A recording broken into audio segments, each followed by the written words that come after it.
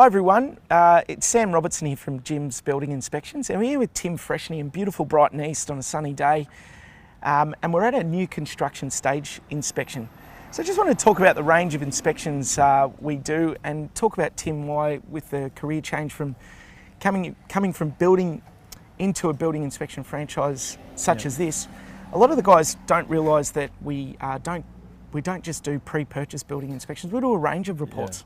Yeah, that's right. So I've got a background in carpentry, registered builder, and from doing new homes, extensions, renos, the standard spiel, you get to a point where you either embrace that and want to keep doing it. I got to a point where I felt it was time to make a change, and I looked into the different options, and I started that process, and the honest answer is that Jim's were the first and still to this day only one to get back to me.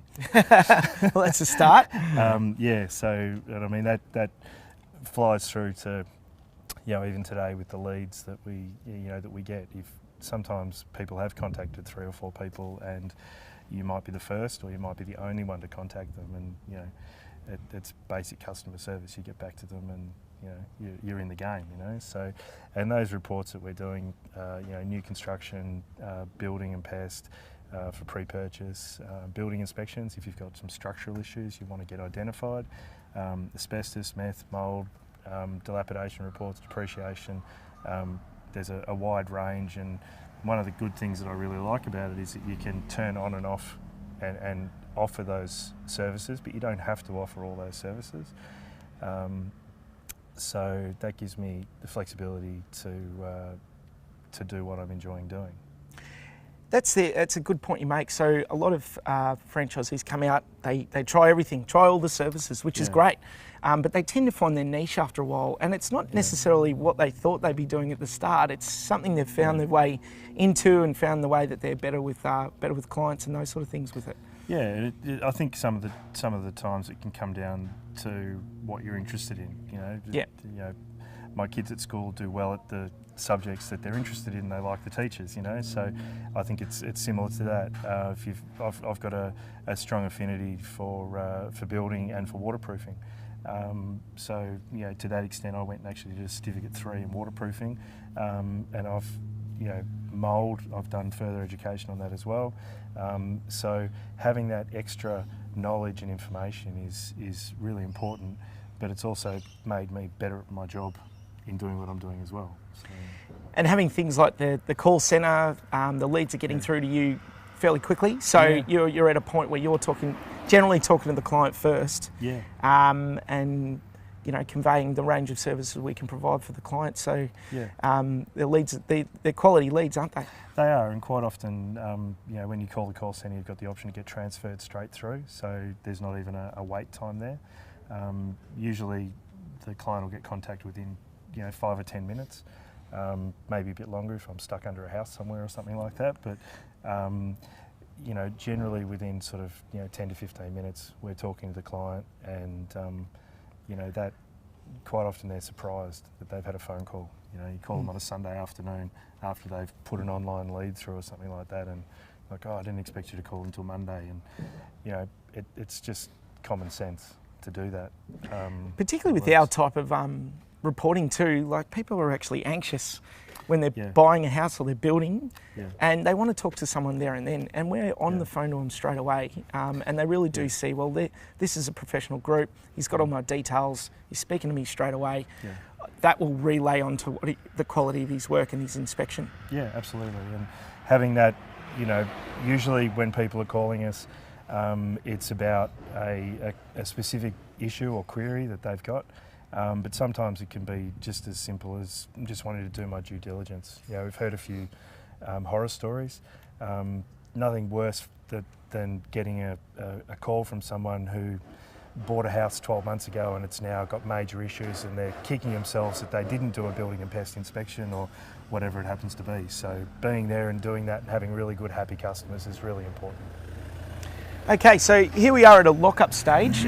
So the client wants us to check for a defect report before they pay their progress payment for Lockup. I get a lot of questions from potential franchisees. Oh, the builder won't want me on site. You know, we're going to tell them all the doomsday problems that they've got. Yeah. But a lot of the time, we're sort of that in-between person, aren't we? So a client might have an issue with something, and we can actually understand what the builder's doing. So a lot of the time, we're allaying the customer's fears, and builders generally welcome us on site. Yeah, look, as long as you know, as you know, we're providing impartial information for the most part. Yeah. Any client that, I vet my clients as well, and they are my clients. If I feel like they're trying to do the wrong thing, just as if the builder's trying to do the wrong thing, I try and identify that, because I don't really want to be involved in that. Yep. I'm not going in there to sink the builder or anything like that. It's more about looking at it objectively, and most of the time when there is a problem, the builder doesn't even know about it. You know, the builders might be, they might have 3, 4, 10 jobs, and they're not actually, on site all day, every day. So when they get this information, it's a chance for them to go back to their subbies to repair the problem, and it's their quality. They almost should be paying for the service, because it's a quality control for them. The larger builders have quality control people that go around and do that, but they miss things too, and it's important to get as much information about your build. You're spending a lot of money on it, and you want to know that it's right, it's compliant, and that you've done everything you can to make that happen. And with our reporting system, so there was no way we were going to convert builders to doing building inspections and writing reports all night. You virtually can do the report on site, as long as you muck around with a few little photos just to put the report together. But are you coming home at night with much paperwork, or is it basically getting most of it done? I think a lot of the guys, it's a bit of a mixture. Some guys do it on site. I personally prefer to be off-site when I'm doing it, but I take a ridiculous amount of photos too. So I can pretty much run through any inspection I've done again. So I'm generally taking, I wouldn't take less than probably 200 photos on a job. I did one last week where I took nearly 600 photos. Yeah. So I'm not just taking photos of defects and problems. I'm taking photos of good things as well, and also areas that are, just identifying the various areas around the house, so that if I do need to, I can go back to it. But I'll generally get my reports done in the afternoon, and of course, sometimes into the evening.